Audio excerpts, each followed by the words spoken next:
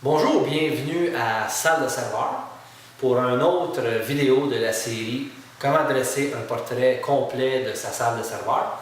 Aujourd'hui, on va parler d'électricité. Donc, si vous n'avez pas déjà regardé depuis la première vidéo, cliquez sur le lien ici et faites-vous plaisir, allez voir les premières vidéos. Pour aujourd'hui, on va continuer avec l'électricité, en assumant que vous avez déjà vu l'introduction et les vidéos sur l'aménagement. Donc, l'espace, l'aménagement, la construction de la salle elle-même est à la salle de serveur un peu ce que le squelette est à l'être humain, c'est-à-dire la base sur laquelle tout le reste repose. Avec la base en place, un bon aménagement, il faut maintenant que ça bouge. Donc, on a le cœur de la salle de serveur qui est l'alimentation électrique, doit être en place et doit bien fonctionner. Encore une fois, pour ce qui est de documenter l'électricité, le plan demeure le meilleur outil. Donc, on va vous donner quelques détails sur ce qui devrait apparaître sur le plan. Et comme une image vaut 1000 mots, on va couper sur les mots et on va aller avec plus d'images. Le plan électrique prend sa source avec l'alimentation normale. On mettra le commutateur de transfert et le panneau principal qui l'alimente.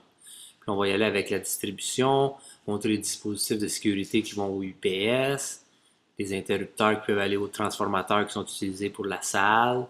On aura aussi les climatiseurs possiblement dans la salle, ici qu'on va montrer. On aura aussi peut-être des équipements ailleurs, des refroidisseurs, des pompes qui sont à l'extérieur de la salle, on les identifie. Il y a aussi le côté génératrice, on montrera la génératrice, le branchement et le détail. Ensuite de ça, on va identifier où sont les équipements. La génératrice peut être au sous-sol, on peut avoir l'interrupteur de transfert qui peut être au deuxième étage, le refroidisseur et les pompes peuvent être au toit, et l'équipement de distribution peut être au quatrième, le panneau principal et la distribution locale dans la salle. On aura aussi besoin d'identifier les équipements, génératrice G1, le disjoncteur 5203, le panneau PU4, avec une identification en détail, on peut localiser les équipements comme il se doit sur le chantier. Maintenant qu'on a un bon plan électrique bien détaillé, on va continuer avec l'accumulation d'autres informations importantes du côté électrique. On doit avoir un inventaire des équipements électriques, génératrice, UPS, distribution électrique principale, le commutateur de transfert qui travaille avec la génératrice. On doit avoir l'inventaire de ces équipements-là, avec les modèles, numéros de série.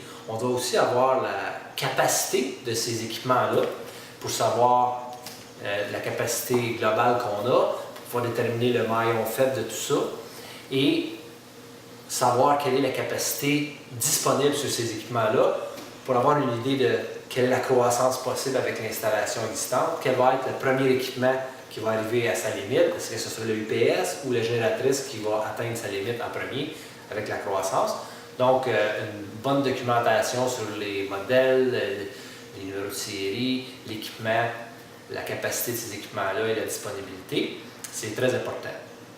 Un autre point très important, c'est l'identification. On a demandé d'identifier les équipements sur le plan électrique. Il faut aussi s'assurer que les équipements sont bien identifiés sur place pour qu'on puisse, une fois qu'on l'a localisé sur le plan, on puisse le trouver sur le chantier facilement ou sur le site. Ça veut donc dire identifier les panneaux électriques. Ça veut dire aussi identifier les prises électriques.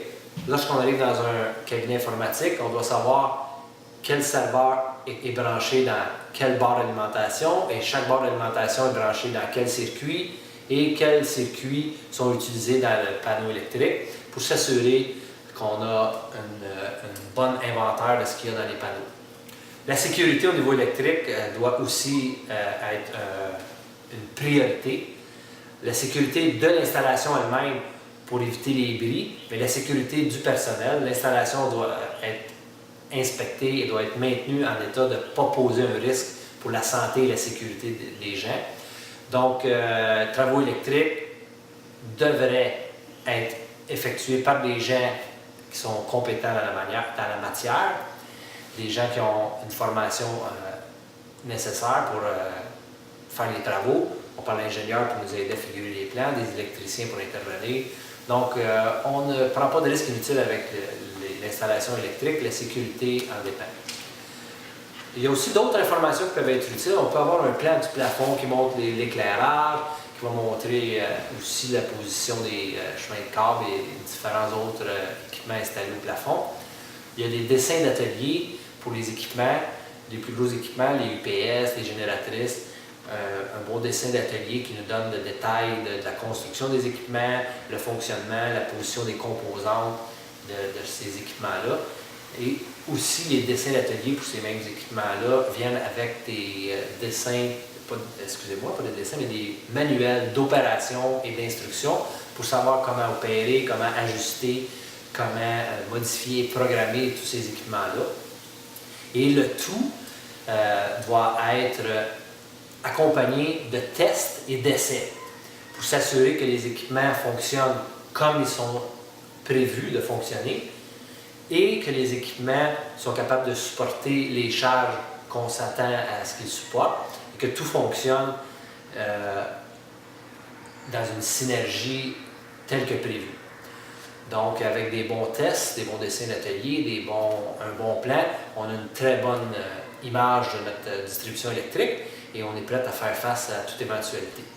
Alors, suivez-nous dans notre prochaine vidéo sur la documentation des salles de serveurs. La prochaine vidéo traitera de la climatisation. D'ici là, allez voir notre blog, visitez-nous sur Facebook. Cut! Parlez-en à votre blonde. Cut! Dites-le à vos amis et rêvez à nous.